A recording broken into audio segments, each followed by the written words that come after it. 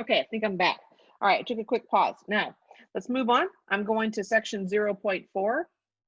And what I want to show you here is some counting techniques. Okay, so what is the essential standard that I need to, that I'm learning in section 0.4? Okay, this is again, hopefully some review. I'm going to tell you this particular section I'm going to go through quickly, but I'm going to recommend that if you are confused, you might want to go to your book on this particular section. I have a feeling that this might be challenging.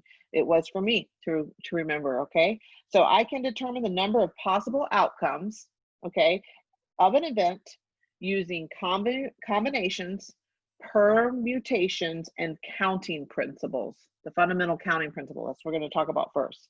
Okay, I can then determine the probabilities of simple, compound, independent, and dependent events, including conditional probabilities, which we'll talk about in section 0.5. Okay, but we're going to talk about the first one, standard, right now.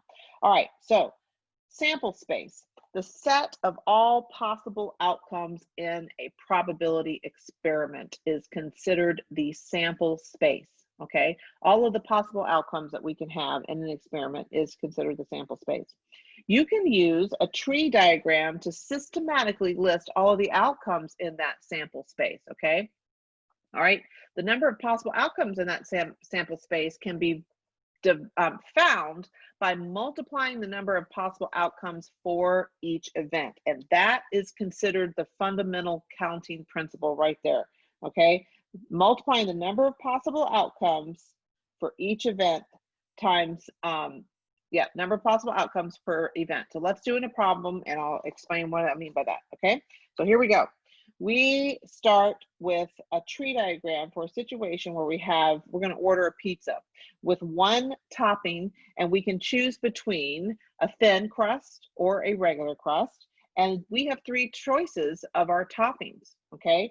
Pepperoni, sausage, or ham.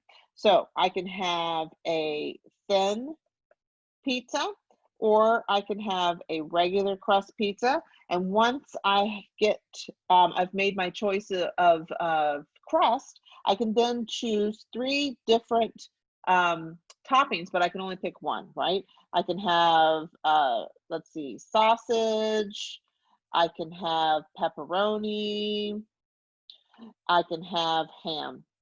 And same if I choose a regular crust, I can have sausage, sorry for the bad handwriting, pepperoni, and I can have ham. So how many total outcomes would I possibly have? I have a total of 6 possible outcomes. Well, that fundamental counting principle tells me that I can find that by multiplying the number of events, so number of potential pizza crusts, so 2, times the possible outcome for each event, so 3 times, right? Because I have 3 potential choices for each one of those particular events, that equals 6, which is the same as if I were to count it. So there is my answer. That is the number of possible outcome using the fundamental counting technique. Okay, moving on. Before we continue, we're going to have to do a quick review of factorials. I'm assuming we had this in Algebra 1. So what is the definition of a factorial? It's n factorial is equal to the number n times n minus 1 factorial, okay? So let's start with the definition of 0 factorial, which is 1. And then in this situation, 1, I would have 1 times 1 minus 1 factorial, and that is going to equal 1 again, okay? A little bit bizarre, but anyway, 2 is going to be 1 times 2. 3 is going to be 1 times 2 times 3. You can use the equation up above to prove it to yourself. And actually, I'm going to start using dots because it's a little bit faster and clearer. But there you go. 1 times 2 times 3 times 4 times 5. Okay. All right. Now we got to learn, besides remembering how to do a factorial or what a factorial is, we must actually learn how to simplify factorial expressions. Okay. So you're thinking to yourself, why do I care about this right now? It actually has an impact on, excuse me, the next couple topics here. So we had to refresh our memory. All right, simplify the factorial expression. So I have 1 times 2 times 3 times 4 times 5 times 6 times 7 times 8 on the top. And then on the bottom, since this is multiplication and division, I can divide out all, I can cancel all the first 6 terms there, and I'm left with 7 times 8 on the top, which is 56. So there is my answer for A. How about the top one?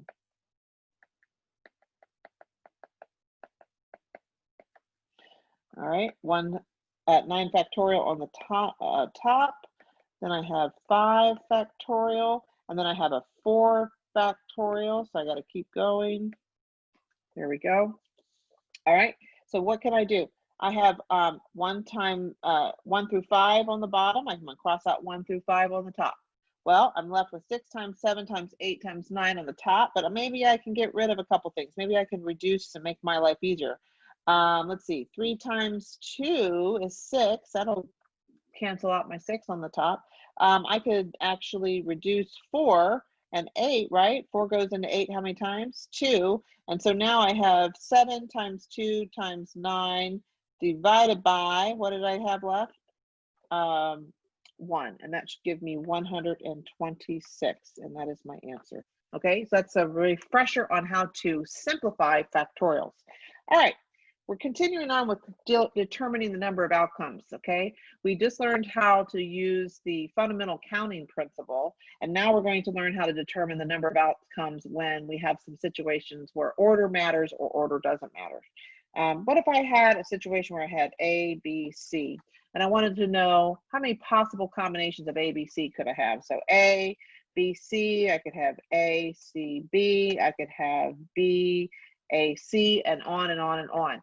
The number of possible outcomes in this situation it matters what order it is, okay? And this is called a permutation, all right? And that's actually why if we use that fundamental counting principle and actually multiplied it all out, we would see that it is a factorial, and that's why we learned and reviewed factorials. So this permutation gives the number of ways that I can select from n items when order matters, okay? So the number of R items that can be selected from an n number of items when order matters, and that's going to be equal to the equation that's given here. All right, and the combinations are a situation where order does not matter, okay? How many possible combinations can I have given a certain number of items? If I want R selected, I can use this equation. And let's do a couple problems and hopefully it makes sense. Again, like I said, I have a feeling this particular section in the chapter, you might want to go back and just quick do a review, work some extra problems. You have some homework on it, so it'll help you, okay? Let's continue on. 25 students write their names on a slip of paper. 3 names, okay? Let me highlight that. 25 students, okay? 25 students write their name on a slip of paper. I'm going to draw how many names? 3 names, okay?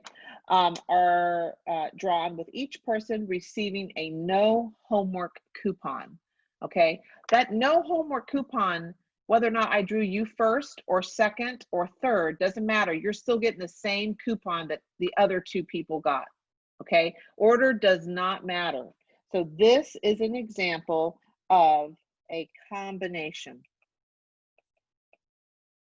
Because as we saw up here, order does not matter in a combination.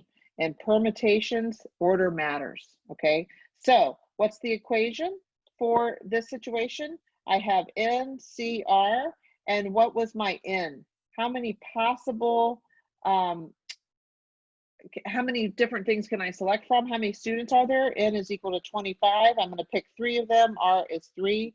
And so then you would just use your factorial and simplifying factorials that we just learned to calculate that. And you would have, this is how we would write the notation. And that value would be equal to 23. I'm not gonna do the math, okay? All right, moving on. 17 students are a part of a gaming club at Bakersfield Christian High School.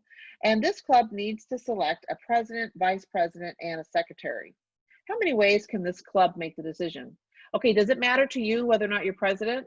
So if I pick a president, the next person can't be president. So order in this situation matters. So this is an example of a permutation.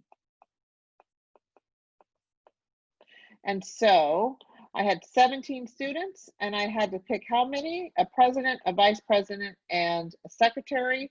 So N is equal to 17, R was equal to 3, and so 17, this value would end up being 4,080, okay? This is something you should be able to do, by the way, using, not using a calculator. There is a way to use your calculator to do that, but I actually would recommend you not using your calculator. You should use these simplification techniques that we did up top, and hopefully you get the same answer, okay? All right, try C on your own. Pause the video, and I would recommend you try this and see if you come up with the same answer that I will give you. Okay. So you and 20 of your friends are entered into a drawing where there are 3 equal prizes of $100, okay? So how many ways can the 3 winners be selected? Did it matter whether or not you were first, second, or third in your selection? Hopefully you see that that is doesn't matter. And so order did not matter. So this is a combination. And so we're going to use the equation for combination. So what is N in this case? I bet you right off the bat, some of you have picked 20. There are 20 potential people to be selected from. Is that correct? That is actually not correct. Okay. How many people were we selecting from? You and 20 of your friends. That would be 21. Don't get tricked. Okay. Continuing on. What is R? How many things am I selecting? I'm selecting 3 people for prizes, okay? So the notation would be 20 C sub 3 is equal to, and then you plug it into that equation, use your factor simplification techniques, and found that value to be 1330. Hopefully you caught the little trick there, okay? All right, last one. 5 boys, 6 girls are running in a race.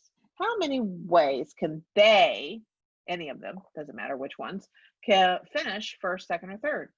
Would you care if you were third versus first? I think order matters. So it is a permutation. And if you know me, Ms. Query is competitive, I want first. So it does matter to me what order. So how many am I selecting from? 5 girls.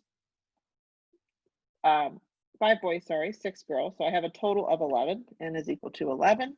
And I have R of 3. So we have 11P and R, I'm sorry, is 3, and that will give me 990. And that concludes my lecture for today. We'll see you tomorrow. Message me if you have any questions, by the way.